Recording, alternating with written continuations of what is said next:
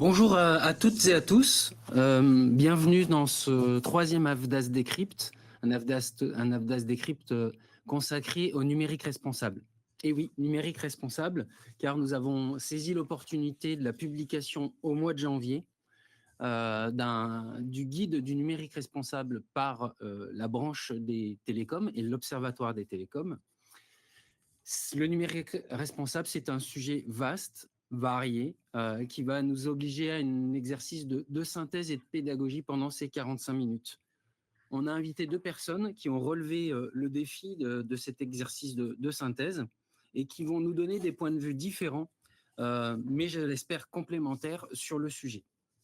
D'un côté, nous aurons une association qui œuvre pour le cinéma d'animation responsable, qui est représentée par Émilie Scherer, coordinatrice à l'association La Cartouche Verte, qui est basée à Braun-les-Valences. Bonjour Émilie. Bonjour Nicolas.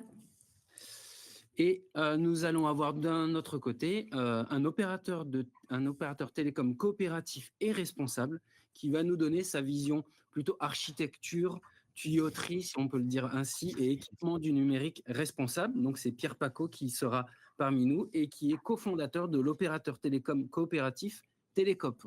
Bonjour Pierre. Bonjour Nicolas. Bien sûr, pour vous qui assistez à ce webinaire, vous avez la possibilité dans le chat de poser vos questions pendant tout ce webinaire. Nous les traiterons à l'issue des différentes présentations dans le dernier temps de ce webinaire. D'abord, on va poser le sujet, on va contextualiser et donner une définition en interrogeant nos deux invités sur le sujet du numérique responsable, en leur donnant un petit challenge sur ceux qui ont participé au dernier webinaire. J'avais donné un challenge pour donner à son petit cousin pendant un repas de famille, essayer d'expliquer ce qu'est l'éco-conception. Et bien là, le challenge va être un peu équivalent, sauf qu'on va plutôt s'orienter vers le grand-oncle, toujours. Là, pendant le repas de famille, bientôt on va avoir Pâques, donc pour ceux qui fêtent Pâques. Donc le challenge, ça va être de leur demander d'expliquer en quelques mots, le numérique responsable à son grand-oncle. Je me tourne d'abord vers toi, Émilie. Est-ce que tu peux nous présenter la Cartouche Verte, l'association que tu représentes? Comment est-elle née? Comment est-ce que la Cartouche Verte accompagne ses adhérents? Et est-ce que tu peux répondre à ton grand-oncle, s'il te plaît, Émilie? Donc, la Cartouche Verte est en effet une association qui accompagne les professionnels du cinéma d'animation sur tous les enjeux environnementaux, dont notamment les enjeux numériques. Donc, cette association est née en 2020 de studios d'animation notamment, qui étaient basés à côté de Valence, dans un lieu qui s'appelle la Cartoucherie, d'où notre nom qui est la Cartouche Verte. L'idée pour ces studios était de réfléchir ensemble à l'impact de la filière professionnelle sur notamment quels sont les impacts qui parfois sont non visibles, comme les impacts du numérique. Et puis, une fois qu'on a vu un petit peu là où il y avait des leviers, d'agir concrètement. Donc, concrètement, ça prend des actions de sensibilisation. On met en place des ateliers, des affiches thématiques pour comprendre quels sont les enjeux, des accompagnements individuels ou collectifs pour comprendre qu'est-ce qu'un bilan carbone, récupérer ce qu'on appelle des déchets numériques. Je pourrais en reparler un petit peu plus en détail après. Et puis, partager et valoriser, ce qu'on appelle s'entraider pour avancer. Et si je devais m'adresser à mon cher oncle pour lui parler des numériques responsables, déjà évoquer tout ce qu'on ne voit pas dans le numérique quand nous scrollons pendant des heures devant des vidéos, quand nous prenons la télécommande pour allumer, quand nous passons un coup de fil ou demandons à Alexa de mettre un minuteur pour faire cuire nos pâtes. Toutes ces actions-là qu'on ne voit pas, elles ont en tout cas un impact. Il y a quelque chose qui se passe derrière la machine. Et ça, ce qui se passe derrière la machine, même si on ne le voit pas, ça a des effets. Car à l'autre bout du monde, il peut y avoir un data center, car à l'autre bout de la prise, il peut y avoir quelque chose qui va nous fournir de l'électricité. Et ne serait-ce que déjà de comprendre qu'il y a quelque chose qui se cache derrière ces actions du quotidien, c'est un premier pas.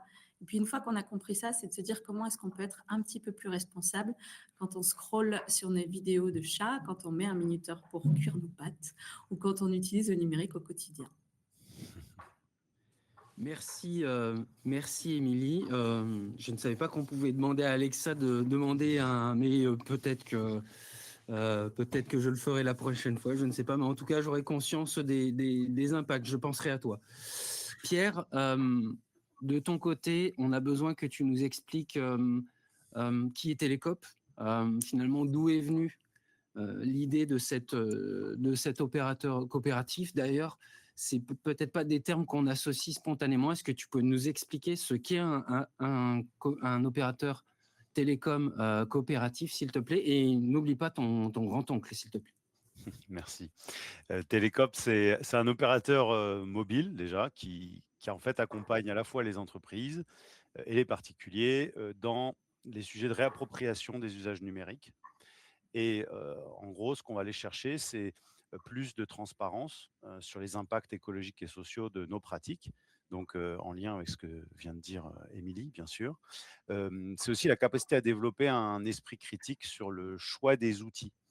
Ce que ce soit dans notre travail au quotidien, on en utilise. Tu en as cité un, tu as cité Alexa, mais en fait, je pense qu'on peut tous parler de notre appli préférée, je sais pas, pour aller courir ou de Excel pour, par exemple, faire des calculs au travail.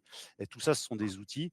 Mais ce qui est intéressant, c'est que on a peu finalement développé d'esprit critique au cours des dernières années parce que ça allait très vite.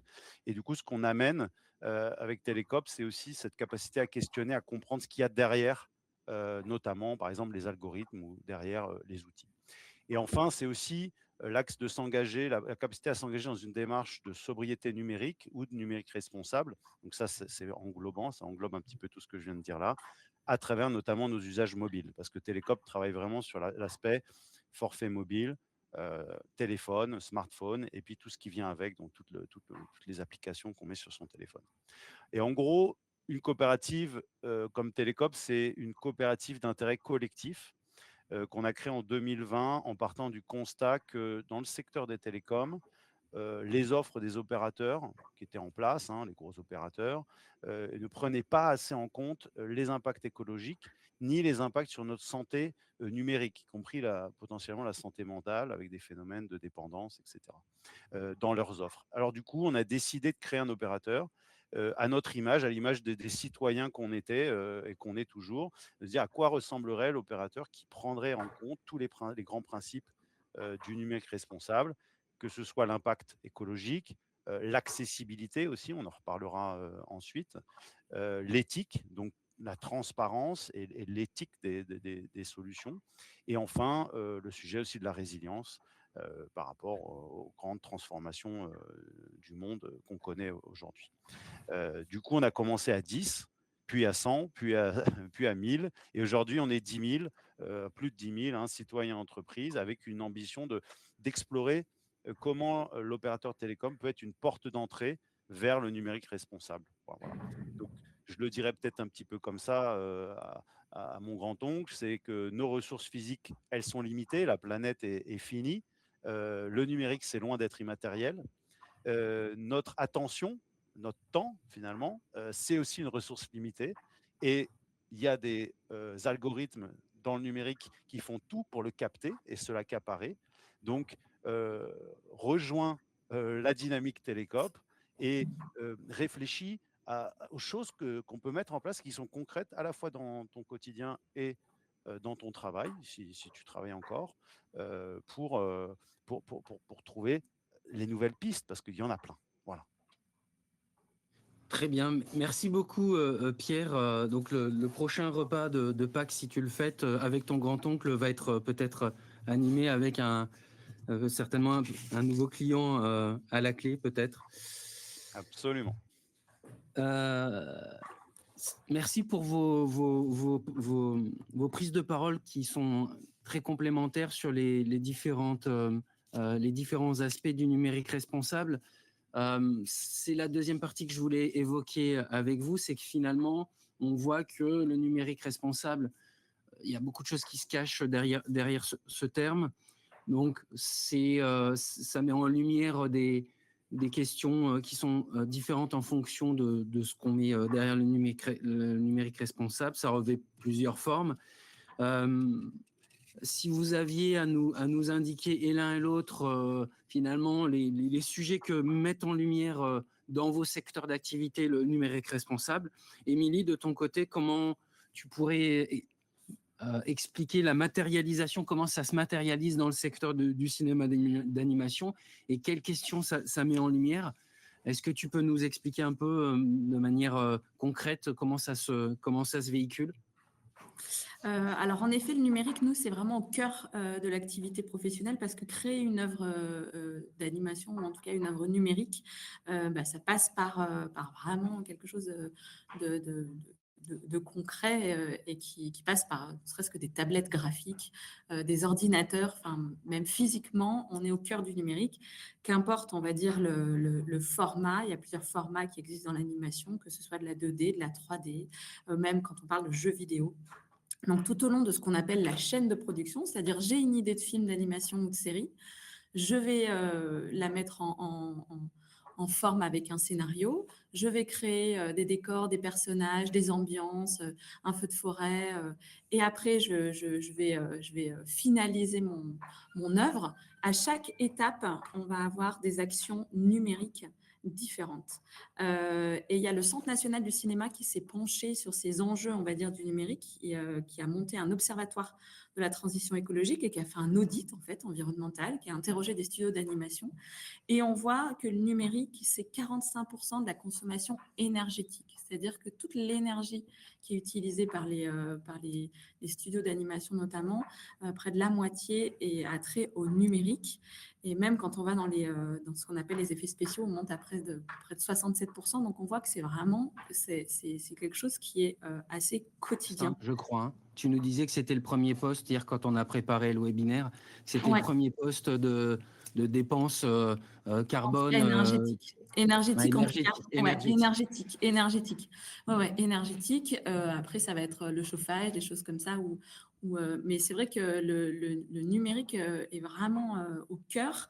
Et il y a des vraies questions, en effet, de pouvoir le calculer. Et en effet, quand on va un peu plus loin que l'énergie, quand on parle des émissions carbone, le cinéma d'animation, toujours avec le CNC, le Centre national du cinéma, et aller encore plus loin, parce que maintenant, le CNC demande aux sociétés qui veulent notamment demander des aides financières, qui est très souvent le cas dans le monde de l'animation, de fournir ce qu'on appelle un bilan carbone.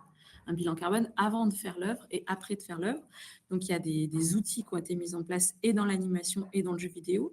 Et on appelle ça l'éco-conditionnalité des aides. Ça veut dire que les aides financières sont en lien avec l'impact carbone qu'on peut avoir. Donc, c'est-à-dire que maintenant, un studio d'animation, quand on fait un film, on ne peut pas ne pas penser à l'impact qu'on a, et notamment numérique. Et du coup, ça met en lumière plusieurs enjeux, comme j'ai dit, un enjeu financier. Le monde de l'animation est une filière qui est, il ne faut pas se cacher, assez en crise actuellement avec des vraies contraintes budgétaires. Quand on a le coût de l'énergie, le coût du matériel, comme l'a dit Pierre, les ressources ne sont pas finies. Là, on commence à avoir des vrais questionnements sur quand on achète du matériel avec des cartes graphiques, avec des métaux rares, les prix qui commencent aussi à augmenter. Donc, il y a une vraie... puis comme on l'a dit, les recherches de financement sont en lien. Donc, il y a un enjeu financier. Il y a un enjeu de développer la filière aussi. On a des envies artistiques, mais est-ce qu'on peut les faire techniquement avec les logiciels qu'on a? Est-ce que dès le scénario, on réfléchit? Est-ce que je vais faire 14 explosions dans ma scène finale ou est-ce que je ne vais en faire que 4? C'est des questions très pratiques que se posent les scénaristes dès le début, parce que derrière, il va falloir les créer, ces explosions, et ça va demander de la ressource. Il y a aussi un enjeu qu'on appelle de souveraineté numérique, donc c'est quelque chose qui est évoqué notamment au niveau de l'État, mais il y a des vrais questionnements aussi sur les entreprises, de se dire il va falloir que je stocke mes données de façon sécurisée, il va falloir que je les partage, parce qu'il faut savoir que souvent un studio d'animation, il peut avoir des animateurs à l'autre bout de la France, voire même dans d'autres pays. Comment est-ce que je partage de façon sécuritaire? Comment est-ce que je fais transiter les données? Ça aussi, ça demande de l'énergie de prendre un fichier et de l'emmener à l'autre bout du monde. Il y a aussi des enjeux en termes d'emploi, parce que le numérique, quand on pense au numérique, on pense aussi à l'intelligence artificielle qui arrive dans le monde de l'animation. et qui va, dans certains cas, prendre parfois aussi des tâches qui étaient faites avant par notamment ce qu'on appelle les juniors, c'est-à-dire ces jeunes étudiants sortis de l'école et qui faisaient leurs armes sur certaines tâches.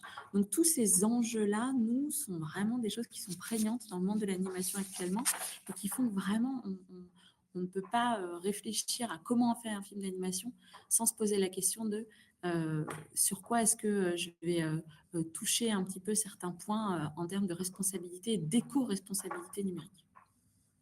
Merci Émilie, merci, tu nous fais la passerelle aussi avec le précédent webinaire qui était sur l'éco-conception, puisque nous avions la chance d'avoir Louise Lebec qui travaillait au SPI, donc syndicat des producteurs indépendants, et qui nous expliquait aussi la contrainte de réalisation de bilan carbone aussi j'ai envie de dire, dans la production audiovisuelle ciné classique, je vais le dire comme ça, mais on s'aperçoit qu'effectivement, dans le secteur de l'animation, dans le cinéma d'animation, c'est aussi une contrainte qui pèse sur les productions, de ce type de cinéma. Et si je peux rajouter qu'ils sont Bien à la sûr. fois une contrainte et une opportunité, parce que c'est un vrai moment aussi pour les structures de se pencher sur ces questions environnementales et de se dire, de faire un bilan carbone, sur quoi est-ce que je peux jouer, sur mon matériel, sur les logiciels, sur comment est-ce que j'utilise tout ça, et comment est-ce que je peux avoir des gains financiers, des gains écologiques, des gains aussi peut-être en gain de temps. Donc c'est une vraie plus-value, en tout cas c'est comme ça qu'on invite les structures à le prendre en compte, de ce temps-là, c'est pas juste pour vous enquiquiner, c'est aussi pour vous faire avancer. Très bien, merci Émilie. Pierre, si tu veux poser des questions, on s'est dit hier, on peut poser des questions, rebondir l'un sur l'autre, il y a pas de souci, n'hésite pas. Dans ton secteur d'activité, quand on est opérateur de télécom, la question qu'on a envie de te poser, c'est finalement comment ce virage de la transition écologique se traduit dans ce secteur d'activité. Comment on peut, tu en as donné quelques indices tout à l'heure, mais si on peut développer, qu'est-ce qu'on peut faire sur le numérique responsable quand on est opérateur de télécom, quelle a été la première décision prise. Alors, et puis, je sais qu'on voulait aussi évoquer le sujet un peu collectif qu'on a évoqué hier sur les sociétés de coopératives. Donc, est-ce que tu peux nous donner quelques éléments, s'il te plaît? Oui, avec plaisir. Ça fait beaucoup de sujets, donc je vais commencer par le virage de la transition écologique peut-être, et en reparlant un petit peu de la genèse. On est en 2019-2020, juste un petit peu avant la crise du Covid, et il y a les premiers rapports de l'ARCEP et de l'ADEME. L'ARCEP, c'est l'organisme de régulation des télécoms. L'ADEME, c'est notre agence nationale de l'environnement, qui commence à sortir des rapports assez bien construits et très bien sourcés sur la taille de l'impact écologique et l'impact carbone du numérique, qui serait autour de 4% des émissions mondiales de gaz à effet de serre.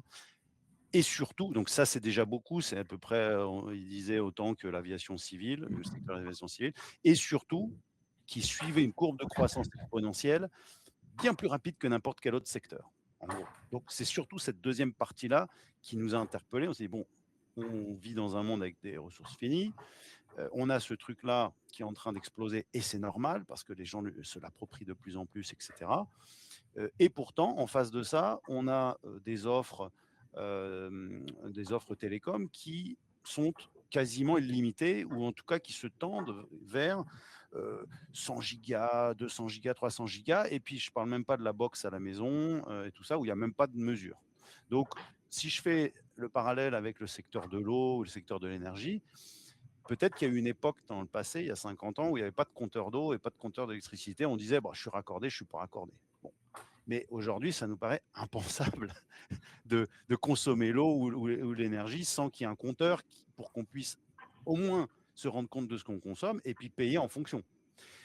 Et du coup, on est parti de ça. On s'est dit, bah oui, il y a une courbe de croissance exponentielle d'un côté et puis un service qui n'est pas compté en fonction de ce qu'on consomme réellement et du besoin réel et de l'usage réel. Il y a quelque chose à faire. Donc ça, c'est le virage. C'est comment on en est arrivé à ça. L'étude continue aussi et s'intéresse pas seulement à l'usage, je dirais à la partie données mobiles, mais s'intéresse aussi à nos terminaux. Il est écrit dans cette étude que 80% de l'impact écologique, c'est dans la phase de fabrication des téléphones. Donc, qu'est-ce que ça veut dire? Ça veut dire que finalement, on aurait intérêt à garder nos téléphones plus longtemps parce que ça aurait un impact immense sur le bilan écologique de toute cette affaire. Et pourtant, on a aussi des téléphones à 1 euro et des modèles économiques aussi sectoriels qui poussent plutôt au renouvellement et changement. Alors, c'est vrai pour les particuliers, mais c'est vrai dans les entreprises aussi, avec des contrats, avec des engagements de 2 ou 3 ans. Et à la fin du contrat, on repart de zéro. C'est la mécanique comptable de l'amortissement qui dit qu'une fois que le produit est amorti, finalement, c'est comme s'il n'existait plus. Mais on vit plus dans un monde, on vit pas dans un monde purement économique, on vit dans un monde avec des ressources finies. Et du coup, voilà, ça c'est pour expliquer un petit peu le virage. Donc, on s'est dit, qu'est-ce qu'on peut faire en tant qu'opérateur pour donner une valeur à la ressource, par exemple à notre giga, dans le cadre d'un forfait mobile, donc qu'on paye en fonction de la consommation réelle. Donc ça, c'est un de nos forfaits mobiles que vous pouvez aujourd'hui, auquel vous pouvez souscrire, mais en fait, ça va vous donner cette matérialisation financière de votre consommation du numérique en téléphonie mobile. Premier point. Deuxième point, on s'est posé la question, mais comment on pourrait mettre en place une mécanique positive pour encourager chacun à allonger la durée de vie des téléphones? La durée moyenne d'un téléphone à l'époque en France, c'était 2 ans. C'est quand même hyper court quand on se dit, ah bah oui, d'accord, on construit un truc, on va dans des mines en Afrique centrale, on fabrique ça ensuite dans des usines avec des conditions de travail qui sont pas toujours, respectées sur les standards qu'on pourrait espérer en Asie, etc. Et en fait, on ne garde que 2 ans. Bon, il y a un petit souci. Donc, on a travaillé aussi ce sujet-là pour voir comment on pouvait, dans notre forfait, subventionner finalement nos abonnés, non pas à changer de téléphone, mais à le réparer. Donc, on a créé le bonus réparation qui aujourd'hui existe au niveau d'ailleurs national. Je profite pour en parler, hein. Il y a aujourd'hui un bonus réparation qui existe. Et nous, en fait, on vient le doubler. Donc aujourd'hui, pour quelqu'un, l'accessibilité financière de la réparation, c'est un vrai sujet dans le numérique responsable. Voilà. Ensuite, je ne sais pas, tu me dis s'il me reste du temps, Nicolas, mais je Oui, mais continue. tu peux encore. Mais moi, ce que j'ai bien compris, c'est on va agir un peu à rebours de la tendance qu'il y avait jusqu'à présent, en agissant plutôt sur l'indice, enfin sur la réparabilité de notre smartphone, plutôt que d'avoir une sorte de renouvellement excessif qui vise à être dans la surconsommation finalement d'outils. Oui, tout à fait. Et puis, on peut faire évidemment le lien là entre le numérique responsable et l'économie circulaire. Parce Bien que sûr. pour que tout ça fonctionne, on a besoin d'un réseau dense de réparateurs sur notre territoire. On a besoin aussi des pièces détachées au prix abordable. Je vais peut-être pas trop m'engager là-dedans, mais j'ouvre aussi des perspectives. Quand on parle numérique responsable, il y a aussi tout ça. Il y a aussi une forme de restructuration d'une filière sur nos territoires avec des nouveaux métiers aussi, ou des métiers qui étaient un petit peu peut-être dévalorisés ou pas suffisamment valorisés et qui reprennent une importance cruciale. Une actualité, là je reviens, j'étais en 2020, mais maintenant je reviens en 2026, le prix de la RAM est en train d'exploser. Le prix de la RAM au niveau mondial. Qu'est-ce que ça veut dire? Ça veut dire que tous nos appareils, nos ordinateurs, et j'imagine que dans l'industrie de l'animation, vous êtes énormément impacté, eh ben, la puissance de calcul coûte beaucoup plus cher. Donc, il faut trouver des nouvelles manières de faire. Peut-être que, Émilie, tu veux compléter sur ce sujet. En effet, il y a des vrais questionnements, nous, sur comment est-ce qu'on adapte, comme je disais, la réflexion autour de qu'est-ce que je vais créer comme film ou comme création en fonction de ce que j'ai comme ressources disponibles. Si je peux donner un exemple un peu anecdotique, on a ici une personne qui a créé son film d'animation en pédalant pour alimenter son ordinateur. Donc, c'était vraiment dans une démarche aussi de processus. On n'a pas vocation à demander à tous les studios d'installer des vélos. Mais il s'est notamment interrogé sur la puissance de son équipement dont il avait besoin sur la puissance de son logiciel, sur la compatibilité de son logiciel et de la ressource que ça demandait en termes d'énergie pour pouvoir créer le film d'animation. C'était un court-métrage qu'il souhaitait. Et en effet, quand on parle de puissance, quand on parle d'accès à des choses qui sont de plus en plus compliquées, c'est des vrais questionnements qu'on peut avoir. Et j'adore ton exemple parce que c'est un vrai sujet aussi qui nous anime, c'est de faire le lien entre les sujets écologiques et les sujets de santé. C'est-à-dire que quelque part, on se rend compte que passer plus de temps dans les écrans, c'est aussi une forme de sédentarité qui a des effets sur notre santé. Et aussi, il y a des phénomènes de dépendance aux écrans. Et du coup, le travail que mène Télécope sur la donnée mobile nous a, à travers les témoignages de nos abonnés, hein, enfin là je parle de personnes comme vous et moi dans le métro, on reçoit des témoignages toutes les semaines d'abonnés Télécope qui disent merci pour ce que vous avez mis en place. Je me suis remis à lire, je me suis remis à prendre un livre quand je prends les transports en commun, je me suis remis à parler, à pu mettre par exemple mon téléphone dans la chambre le soir. C'est des choses un petit peu pareilles qui peuvent paraître anecdotiques, mais en fait derrière il y a vraiment un lien très fort avec notre vie sociale et notre capacité à aller chercher des zones qui avaient un petit peu disparu ou perdu en vitesse et qui sont pourtant bonnes pour nous, quoi, en fait, en tant qu'humains. Voilà. Reprendre le contrôle. C'est reprendre le contrôle. Bon, merci Émilie pour ton... L'AFDA, c'est l'OPCO des industries créatives, mais aussi du sport. Donc, s'ils font du vélo en même temps qu'ils créent, c'est qu'on n'est pas trop mal en termes de positionnement au niveau de l'opérateur de compétences. Merci beaucoup. Tu as juste abordé brièvement le sujet de l'intelligence artificielle tout à l'heure. C'est une partie, Émilie, c'est une des parties voilà, qui est réfléchie dans le cadre du numérique responsable. Sachez que c'est un sujet qu'on va effleurer brièvement sur ce webinaire et qui mérite d'avoir vraiment voire plusieurs webinaires dédiés sur lesquels on travaille et qui devrait arriver dans les prochaines semaines, prochains mois. Donc, on abordait aussi les sujets métier, emploi, compétences, formation.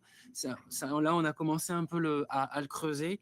Je vous propose, Émilie et Pierre, d'approfondir un peu sur ce sujet parce qu'on est opérateur de compétences. Donc, sur le sujet de l'évolution nécessaire des compétences quand on est et dans le secteur du cinéma d'animation et quand on est dans le secteur des télécoms, finalement, comment on s'adapte que ce soit du point de vue d'une entreprise ou du point de vue d'un professionnel, d'un individu, comment ça se traduit par son prisme. Émilie, c'est vrai que quand on est professionnel du cinéma d'animation, j'imagine que ça impacte son quotidien de travail. Tu as commencé déjà un peu à l'aborder, mais finalement, comment ça se traduit? Est-ce qu'il y a des gestes métiers qui évoluent? Est-ce qu'il y a des compétences nouvelles qui apparaissent? Et comment on se forme quand on est un professionnel de ce secteur? Alors, en effet, comme je l'ai dit, le numérique est vraiment au cœur de la filière du cinéma d'animation. Donc, j'ai envie de dire que le numérique responsable, ça va traverser l'ensemble des métiers et l'ensemble de la chaîne de production. Donc, ça va être voilà, certes les directeurs de studio quand ils vont notamment réfléchir aux équipements.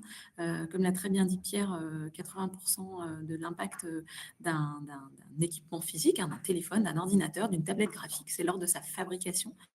Donc, il y a tout un travail qui est fait. Et puis, comme on l'a dit, les coûts financiers aussi augmentent. Donc, il y a des vrais questionnements sur quelle machine je vais pouvoir avoir. Donc, ça va vraiment être, par exemple, sur les directeurs techniques, parce que souvent, dans les studios, il y a des personnes qui sont vraiment référentes sur ces questions techniques. En termes d'équipement, de prolonger la durée de vie, de se dire qu'un équipement qui me servait pour de la 3D, qui est très énergivore, je vais peut-être après aller sur de la 2D, voire peut-être même sur de l'administratif et du bureautique. Donc, pouvoir comme ça se dire que je peux faire évoluer la vie d'un outil, voir aussi en fonction des usages. Comme je l'ai dit, il y a énormément de questions de stockage des données. Quand on va créer un petit personnage, on va parfois le reproduire plusieurs fois pour pouvoir revenir à la version précédente si on n'est pas content de ce qu'on a fait. Il y a une vraie question de stockage, donc d'éviter les doublons pour éviter les quantités stockées. Ce qui est vrai pour le cinéma d'animation est aussi vrai, j'ai envie de dire, pour tout à chacun dans le nombre de dossiers et de versions qu'on peut parfois faire, d'une présentation, d'un compte-rendu de réunion, que sais-je. On a parfois toutes ces versions qui dorment et on peut vraiment s'interroger sur où est-ce qu'elles sont stockées et qu'est-ce qu'elles deviennent. Utilisation des fichiers lourds aussi. Est-ce qu'on envoie un fichier? Est-ce qu'on envoie un lien de téléchargement? Il y a des vraies attentions donc, qui sont portées aussi au format de création. Est-ce qu'on va faire un film en HD, en 4K, en 8K? Donc ça, c'est des vraies questions. Et sur la question des formats, il y a aussi la question du spectateur. Est-ce que le spectateur, lui, il va regarder une vidéo sur un tout petit écran de smartphone en HD, en 4K, en 8K? Comment est-ce que je peux paramétrer mon téléphone aussi, hein. Enfin, je ne sais pas si Pierre, tu as des infos là-dessus, mais comment est-ce que je paramètre mes équipements pour pouvoir avoir une vraie corrélation entre le fichier que je vais recevoir et la façon dont je vais le regarder? Ouais, bah, je peux juste faire une petite parenthèse du coup, parce qu'on a eu ce sujet extrêmement régulièrement qui remontait, hein. C'était comment je fais, moi, en tant qu'utilisateur, pour utiliser le format et la configuration de, par exemple, ma plateforme YouTube, hein, pour dire celle qui est la plus utilisée en France, afin qu'elle minimise son impact écologique. Voilà. Et on a créé un outil, du coup, qui est en accès libre, hein, sur le site internet de telecop.fr, qui s'appelle Paramètres et qui va vous permettre, pour toutes les applications de vidéo, donc je sais pas, on en a peut-être une dizaine, les 10 plus importantes, qui sont régulièrement utilisées sous iOS ou Android, on vous donne pas à pas la méthodologie détaillée pour reconfigurer ça pour que ce soit adapté à la taille de l'écran. Parce que par défaut, et c'est ce que tu as dit, par défaut, on est sur du 4K. Alors, quand vous regardez un film dans le métro avec la lumière qui brille, qui scintille, les mouvements et tout, ça sert vraiment pas à grand-chose. Et pourtant, l'impact, il est bien réel. Donc, je te rends la main, Émilie, mais merci de m'avoir tendu une perche. Et puis, Émilie, si sur l'outil de formation, si tu as Oui, bien des sûr. réflexions à nous amener. Tout à fait. Donc, en effet, donc, comme j'ai dit, ça concerne, on va dire, un peu les directeurs de studio ou les directeurs techniques qui, eux, vont être vraiment sur on va dire, les équipements en dur. Mais il y a aussi le collaborateur un peu plus qui va être l'animateur, hein, celui qui va vraiment dessiner et vraiment voir et comment est-ce qu'il est sensibilisé à tout ça.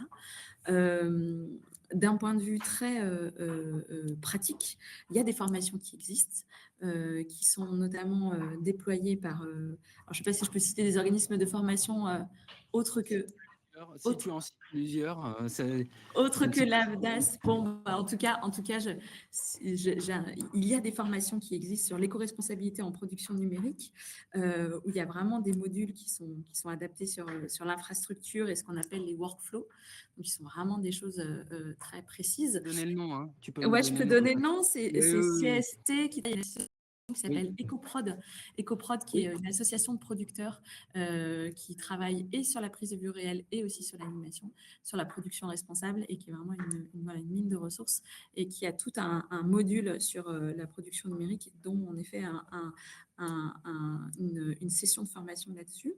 Et nous, à la Cartouche Verte, on organise notamment des fresques du numérique, qui est un outil qui est déployé nationalement, mais avec un focus sur l'animation, parce qu'il y a vraiment des questions très, très spécifiques qui sont autour, comme j'ai dit, de logiciels, de stockage des données. Donc, c'est un vrai questionnement de serveurs. Il y a aussi ce qu'on appelle les fermes de rendu, c'est-à-dire qu'il y a des calculs qui sont faits, notamment la nuit. Donc, comment est-ce qu'on optimise du matériel pour que ces calculs-là soient faits quand les techniciens n'ont pas besoin de leur ordinateur.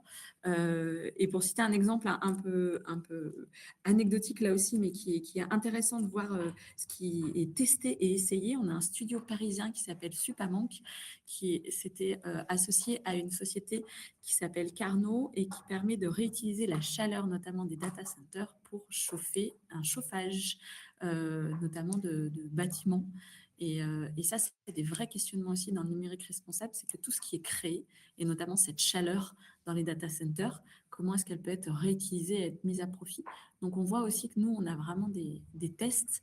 Et quand on parle de la formation, nous, on est aussi beaucoup sur la sensibilisation, c'est-à-dire qu'on peut se former techniquement, mais on sait aussi profiter de tout ce qui existe comme actions qui sont testées, les valoriser pour que les structures puissent les redéployer, eux, dans leur secteur. Donc, c'est vraiment quelque chose qui est primordial. Voilà. Merci Émilie. Alors bon, là, c'est vrai qu'on parle du cinéma d'animation. Il est évident que dans certains secteurs d'activité, il y a des sujets importants autour du numérique responsable où on peut avoir une forme de transversalité, où on peut transposer certaines réalités, du terrain. Émilie, il va falloir que tu réfléchisses. J'ai une question sur le chat. J'ai une personne qui me demande le nom du court-métrage qui a été créé en pédalant. Donc, il va falloir que, je l'ai. que tu nous donnes ça tout à l'heure dans la séance de questions-réponses. J'ai quelques questions déjà. Pierre, un peu la même question qu'Émilie. Finalement, comment on s'adapte en termes de compétences? Comment on s'adapte sur la question des gestes métiers? Quelles sont les nouvelles compétences recherchées par Télécope? Comment Télécope se sert aussi de son impact et de ses valeurs pour être attractif? Et comment on recrute aussi chez Télécope? C'est une vaste question. Alors, du coup, je vais peut-être d'abord... Il reste 9 minutes pour votre info. Merci. Alors, je vais être dans la continuité quand même d'Émilie, d'abord sur les ateliers, parce qu'on a un atelier qui est super pour, je dirais, adapté à tout public. Ça peut être un public de salariés d'entreprise, ça peut être un public aussi de grand public. On fait venir en petits groupes de 10 à 20 personnes, tout le monde avec son téléphone, son smartphone, et on s'assoit autour de la table et on anime une session qui dure entre 30 minutes à 1 heure, tous ensemble pour se plonger dans le paramétrage de son téléphone. Et on peut l'axer sur plusieurs dimensions en fonction de la demande de la structure qui héberge l'atelier. On peut l'axer sur de la prévention. Il peut y avoir tout un sujet de, en fait, il faut que j'arrête de recevoir mes mails le week-end, la nuit, etc. Pour moi, c'est un sujet. Il peut y avoir des sujets d'accessibilité aussi. Il y a du paramétrage spécifique pour de l'accessibilité. Ça peut être aussi un sujet d'impact écologique, où là, on va plutôt travailler sur comment je fais pour allonger la durée de vie de ma batterie. Il y a des configurations spécifiques pour ça, pour aussi mieux gérer mon temps d'écran. Donc, on peut toucher à tout ça. Et en fait, ces outils-là ont un paramétrage extra fin maintenant, mais personne, on le sait très bien, et ce n'est pas un reproche, mais personne ne prend le temps de le faire. Et le faire tout seul dans son coin, c'est un petit peu galère. Donc, le faire ensemble, de manière collective, c'est vraiment quelque chose qui marche. Et j'ai beaucoup de témoignages, donc c'est pour ça que je voulais en parler. Donc ça, c'est un premier truc. Le deuxième truc que je peux citer, c'est qu'on est, par exemple, aussi membre de l'Institut du numérique responsable. On est le premier opérateur télécom à avoir signé la charte du numérique responsable. Cette organisation organise également un petit webinaire, je crois, de 30 minutes, de sensibilisation qui est gratuit, donc qui est un outil aussi assez sympa pour un petit peu se lancer sur vraiment une première couche. Et nous, c'est ce qu'on a fait avec tous les salariés de Télécope. On leur a fait passer ces petites 30 minutes de premier vernis, parce que justement, dans les métiers de la relation client, qu'il y a beaucoup du coup chez Télécope, parce qu'on fait beaucoup d'accompagnement humain, on a fait le choix de mettre l'humain avant la machine. Donc, quand quelqu'un s'adresse à Télécope, il n'y a pas de standard, il n'y a pas de machine ou d'IA, il y a une personne qui décroche, qui dit « Allô, comment puis-je vous aider ?» Et je le précise parce que c'est très rare dans le secteur des télécoms. Je crois qu'on est les seuls à le faire d'ailleurs. Mais c'est ça aussi l'esprit de Télécope, c'est cette envie d'accompagner. Mais pour bien accompagner, il faut une connaissance. C'est pas purement technique. Mon téléphone est cassé ou bloqué comme ci, comme ça. Il y a un vernis très important à avoir sur ces sujets de numérique responsable, et notamment pour certains publics qui ont un forfait, mais qui ne savent pas bien utiliser leur téléphone. Et parfois, on se retrouve même dans une posture, je dirais presque d'aidant numérique. Et je pense qu'on a peut-être beaucoup d'entre nous ont vécu ce type de situation d'une personne on appelle ça une situation d'électronisme. Donc, ça concerne à peu près une personne sur 5 en France, hein, quand même. Donc, on ne parle pas de quelques personnes dans un coin. Et dans ces cas-là, la première personne qu'on contacte, quand on n'a pas son fils, son petit-fils ou sa petite-fille sous la main, c'est son opérateur télécom. Et du coup, ça, c'est vraiment quelque chose, je pense, de nouveau, une nouvelle compétence qui est sur l'accompagnement de ce type de public. Je pourrais aussi parler sur l'aspect IT, étant donné qu'on cherche à aller chercher des solutions numériques en cohérence avec nos valeurs. On a toute une démarche, une politique d'achat et de système numérique qui est en dehors des GAFAM. Hein. Ce qu'on appelle les GAFAM, c'est Google, Apple, Facebook, Amazon, à la fois sur nos outils et à la fois sur nos centres de données et d'hébergement. Donc, on va plutôt travailler avec des organisations qui sont en phase avec nos valeurs coopératives ou des valeurs de l'économie sociale et solidaire. Et il se trouve que il y a des hébergeurs associatifs qui font très bien leur travail. Il y a des coopératives de développement numérique qui font aussi très bien leur travail. Et du coup, c'est un modèle de partage du pouvoir et de la valeur qui est assez positif, il me semble, dans notre situation actuelle. Et on va plutôt essayer du coup d'aller chercher, quand on recrute, des profils qui vont avoir cette fibre. Parce que c'est quelque chose qui se développe aussi avec la curiosité, avec le temps, auquel il faut être formé. Notamment, ça passe du coup souvent par des outils qu'on appelle outils open source.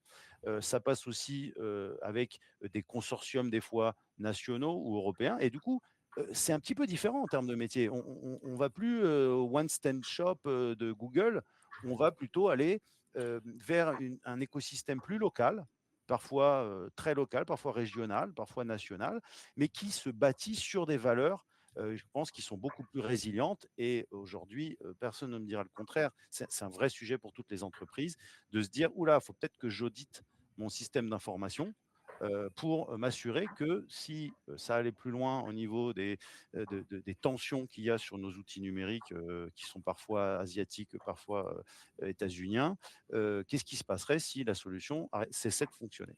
Donc, ce type de compétence-là, elle est nouvelle, elle est un petit peu rare et du coup, on essaye d'aller chercher ça.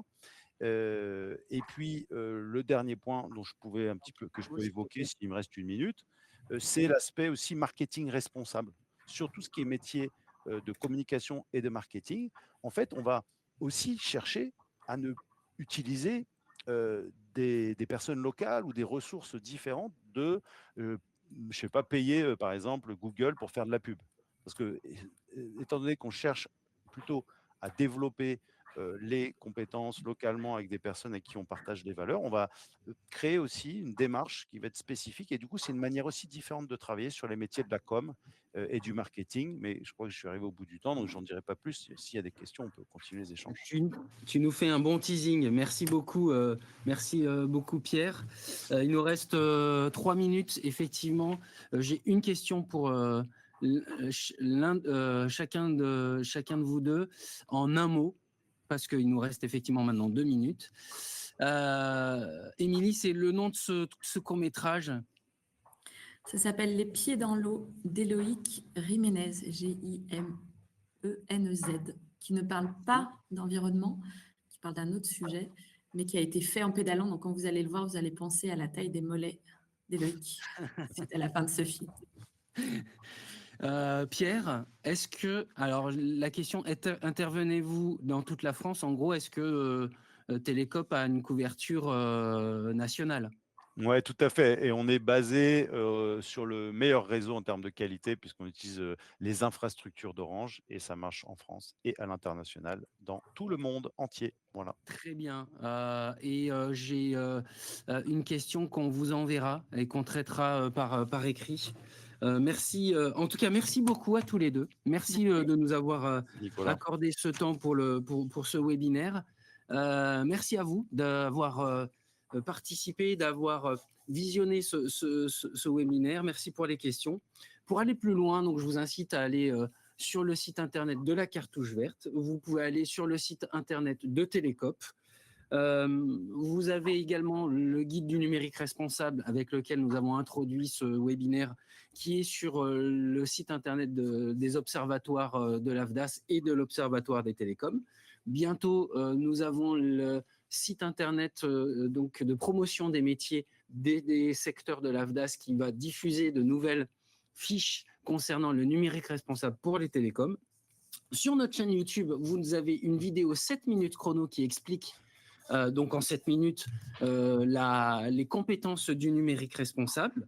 Donc en partant de ce guide, vous avez le site internet de l'AFDAS. Encore une fois, un remerciement à nos deux participants, un remerciement à nos services techniques pour la réalisation. Vous avez sur notre chaîne YouTube le replay des précédents AFDAS Décrypte, ainsi que toutes les capsules qui ont été captées à l'occasion. Et nous vous donnons rendez-vous pour le prochain AFDAS Décrypte qui aura lieu en juin 2026. À très bientôt.